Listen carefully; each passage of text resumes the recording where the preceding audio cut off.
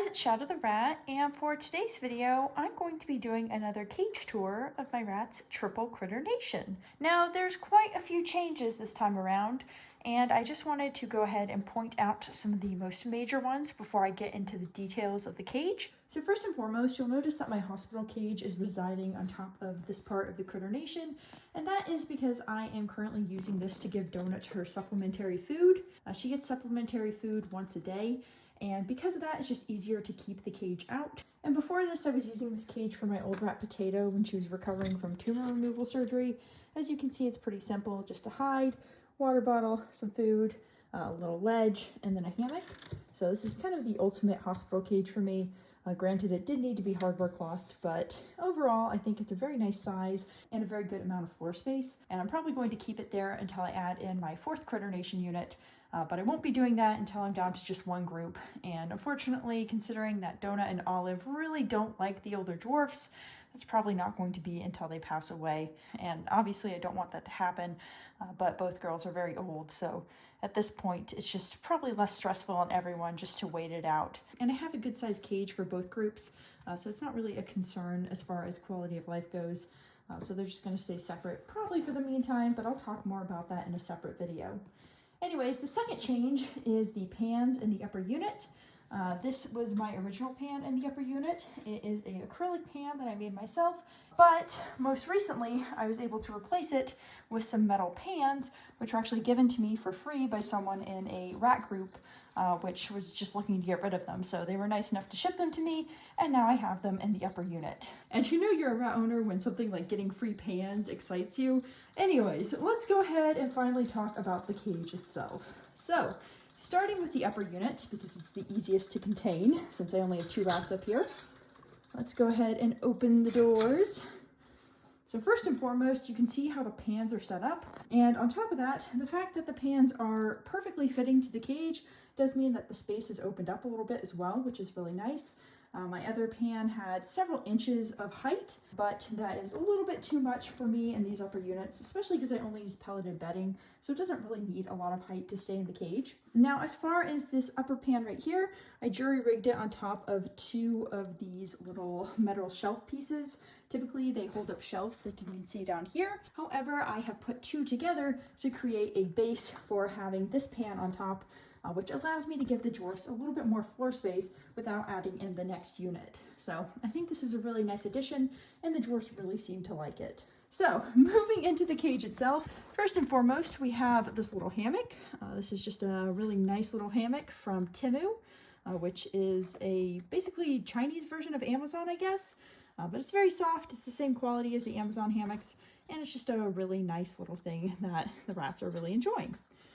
In the back, you can see I've added a dig box, which I needed to add for quite a while to this upper unit because I initially thought it was going to be temporary. I didn't add one, but since I know it's more of a permanent thing now, I've added a dig box for the rats to kind of exhibit their natural digging behaviors. It's only a 5-gallon one. However, because these rats are dwarfs, they aren't going to get any bigger.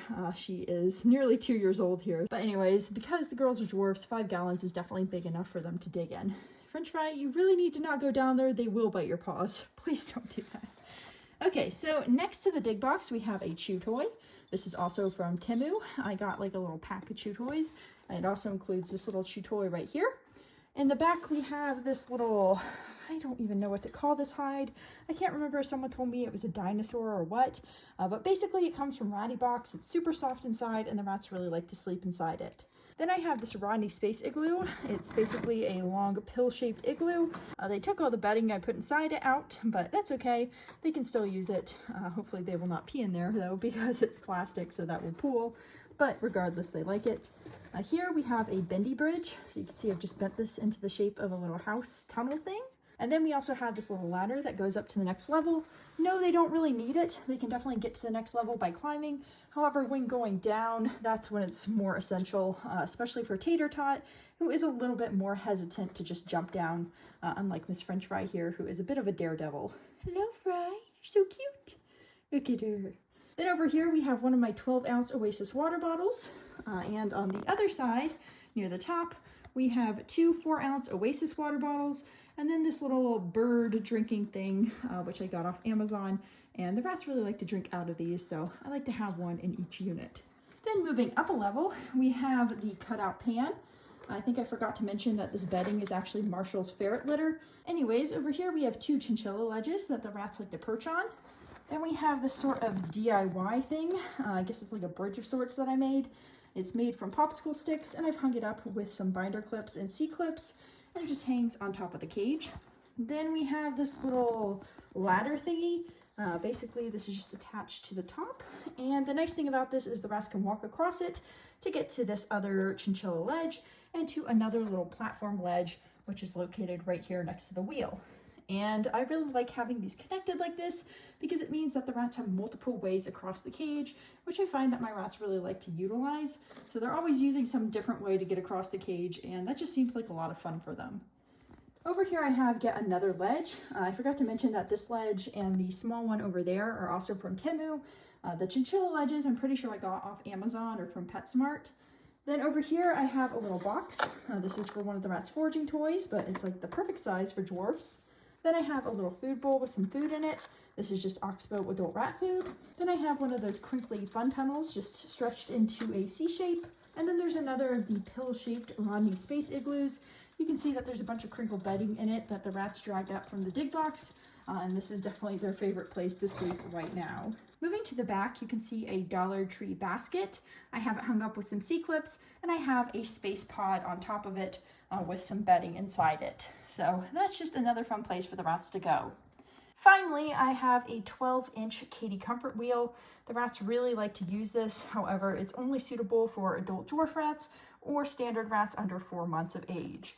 Otherwise, it's just too small for them and they won't really be interested in using it. But you can get a larger wheel, like my 15-inch one down here, and that works well for standard rats. But for dwarf rats, a 12-inch wheel is just fine. And Tater Tot in particular right here really likes the wheel. Oh, she's so cute. Look at her little eyeballs. Oh my gosh, she's just so cute. How does she do it? Okay, so that's it for the dwarf's cage. As you can see, lots of fun stuff to do. And I think there's ample space for 2 little dwarf rats, especially since they are a little bit on the older side, although they are still very energetic, so you can't really tell it. So there you go. Let me go ahead and close this, and we'll get started on the second part of the cage tour involving my group of 8. Sorry guys, you'll get some free range later, I promise. Donut's been losing her mind. Okay, Donut, we're doing the thing where you come out now. Oh my god, Donut, please. Donut, no. Donut, just get down. Yeah, that's Donut being Donut, man. She does not know how to chill. Hello, omelet, toast, butter, blueberry. I'm being greeted by so many ratties. Oh, they're all so cute. Oh, and there's even Miss Olive in the little box. Man, almost everyone. Whoops, the rats knocked over one of the frisbees, so I had to rehook it. But yeah, almost everyone is here. Pretty good. Okay, so let's start with this part of the cage. Do note that these 2 units are actually connected. So you can see it's fully open, so the rats have a full 6 feet of space to run across. It's 6 feet by 3 feet by 2 feet, so it's a plenty big cage for a group of 8. Although they did used to have the upper unit, but you know, that's just not possible right now with 2 separate groups. But one day I will have it open again. One day, it's gonna happen. So moving on to the cage itself, first I want to talk some about the pans. So this is a Bass Equipment pan, so is this and this. And this one's actually custom made because I made it for the entire length of the cage. It just has some paper that I've taped onto it for a different theme. It was for my naturalistic theme. I just haven't taken it off yet. But basically, these are all stainless steel pans, and they come from Bass Equipment, whereas these ones up here come from Quality Cage, I believe. So the Bass Equipment ones are cheaper, definitely, but like I said, I got the other ones for free, so they were definitely cheaper overall for me. But I would probably go through Bass if I were to order again, just because they are cheaper and they also take less time to ship. But I think both pans are very good quality. It's just kind of a personal preference of where you get them from. But again, they both work really well. Okay, so let's get started on the contents of the cage. First and foremost, we have this 15-inch Chin Sprint wheel. This is from Exotic Nutrition, and this wheel is big enough for adult standard rats to run in. Here are my little dwarf girls. This is Butter, and despite her being really small, she has no problem using the wheel. So, you know, she looks really small in it, but I promise you she uses this wheel all the time. Just the fact that they can all use it makes this wheel a good addition, especially since most of my rats really like the wheel. Moving to the interior, we have this little crinkle fun tunnel and a little bowl with some oxbow in it, and also a chew toy, which the rats put inside it. Then I have a box from Jimmy John's, which is a sandwich place. They always give us these huge boxes whenever we get to-go orders, so I tend to have a lot of them in the rat's cage because they're just such a perfect size for the cage. But anyways, I cut out a hole in it and just turned it upside down, and that made it into an instant house. Then we have a little tube next to it. This cardboard tube is from a oatmeal container.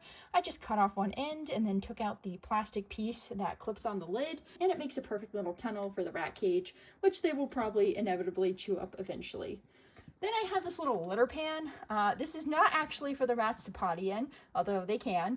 It's basically just there to be a midway point so that they can travel across the cage easier. Like I mentioned with my upper cage unit, I really just like giving the rats multiple ways to get across the cage, and so that is what this little litter pan is for. Then we have a little rope above it, which the rats can also walk over. Then I have 3 frisbees, which are all hung up using some pipe cleaners and C-clips. I don't know why I decided to make these frisbees into hanging things, but I did it a long time ago and I have them available, so I just figure I might as well use them because they're there. Then we have a double-decker shelf. This closet shelf can be found at like Lowe's or Home Depot, and I've hung it up with some C-clips and then also binder clipped on some fabric, which makes it safe for the rats to run across it without the chance of them getting their foot stuck between the little wires. And then you can see a foraging toy. This is a Hotel Rats foraging toy, which I filled with some treats. And there's actually one up here as well. Not sure if you can see it. Yeah, you can see it in the back, but I just didn't mention it. So that's just a fun thing for the rats to engage with. Then moving to this level right here, you can see that I have a snuffle mat, which the rats just like to lie down and sleep on. And then I also have this little Dollar Tree bin, which has some bedding inside it, just some paper towel. And that's also for the rats to chill in or do whatever they want with. Moving up, we have a egg carton for the rats to chew up, plus a cushion from one of the Ratty Box hides. Moving down, we have the top of a Lego container, which I have also put pipe cleaners and C-clips onto. Don't ask me why I did all this stuff. It just works. I think I was trying to go for the color green theme at some point, and that's how I ended up with all these frisbees and the Lego container thing. But they work well enough, so I'm still using them. In the back, you can see another Jimmy John's box, which I have cut 2 axis holes into, one up front and one on the side. And then you can see a pretzel chew. I believe I have 2 of them in there, and those come from Ratty Box. Hello, Miss Toasty. This blueberry here was trying to make a little bit of escape. What were you doing, huh? What were you doing? Okay, so that is it for this first unit. So now let's go ahead and talk about the second unit, which I'm going to close the door first to kind of give me a little bit less to have to watch the rats with. Get in there. Get in there. Come on. Wait, come on. All the way in. Thank you. There we go.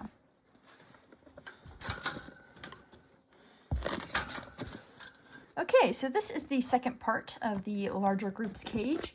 As you can see, like I said, there is a large connection. Basically, I just took out the side doors in 2 units and connected them side by side, so you just have one continuous cage. And as far as this cage's furnishings go, first up we have a second double-decker shelf, which has some more fabric binder clipped onto it. It also has a little food bowl here, which is from Ratty Box. It just mounts the cage bars, and it also has some Oxbow adult rat food in it. Then we have a DIY sort of chew toy that I made. Yes, I see you, Olive. What are you doing on there? Let's get you down. But yeah, this is a DIY chew toy I made. And then over here we have the water bottle wall, I guess you could call it. We have the Oasis water bottle. This is an 8-ounce one. And then we have 2 4-ounce ones. Then we have another of those little water thingies and a bathroom shelf with some fabric binder clipped on. And that just hooks over the edge. This blueberry is trying to make another break for it. Let's grab her. No. Anyways, then on the other side, we have 2 Choco No Drip water bottles. These are both 12 ounces, so they just provide a little bit of extra water to the rats. Then we have a bird foraging toy. This just has some little drawers that the rats can pull out, and this just has their Oxbow in it currently, but oftentimes I also put a few treats in there just for fun. And then you can see a large rock. This isn't really a pea rock, it's more just a rock. It's just something for the rats to kind of step on and use as a different piece of texture. But I guess they could use it as a pea rock. They definitely mark it some, so it kind of works in that regard. Then we have a large box, and this box just has some holes on each side, so it acts as a big tunnel. and the rats really enjoy going through that and sitting on that and all sorts of stuff. Then we have another cardboard egg box, and that is for the rats to chew up, and they have started to chew on that some already. Then in the middle, we have this big 20-gallon dig tank, which has some crinkle paper in it. You'll notice it's not super full right now because unfortunately I ran out of the usual crinkle paper I use, so I will be ordering some more of that and then filling it up again. Then I have another box in here. This has a cutout as well, and that's one of the rats' favorite sleeping spots. Often they'll all pile in there together, which is super cute. And then I have a wooden toy on the wall, that one with the little holes in it. That is from the Wooden Rat, which is an Etsy shop. And it's just a really fun little foraging toy. You can put some treats in the holes and then kind of make the rats figure out how to get them out. Donut is trying to get out. It's actually kind of impressive she got up there considering she has some hind leg degeneration going on. How are you climbing so well? I don't understand. Donut is a true little force of nature. That's what she is. Okay, so next to the Wooden Rat toy, we have a bunch of ropes and nets. This one is DIY. I just made it by braiding together 3 strands of rope. This one here is from Exotic Nutrition. It's just a bendy rope in naturalistic colors. I have another one right here. I think I have like 2 of the big ones and 3 of the small ones. So they all work really well, especially when you overlap them a lot. Then in the middle, I have this bendy bridge, which hangs to the top of the cage. And this one is also from Exotic Nutrition. Then I have this little net, which I made myself. And it's also a fun little thing for the rats to crawl on and get around with. And they really seem to like it quite a bit.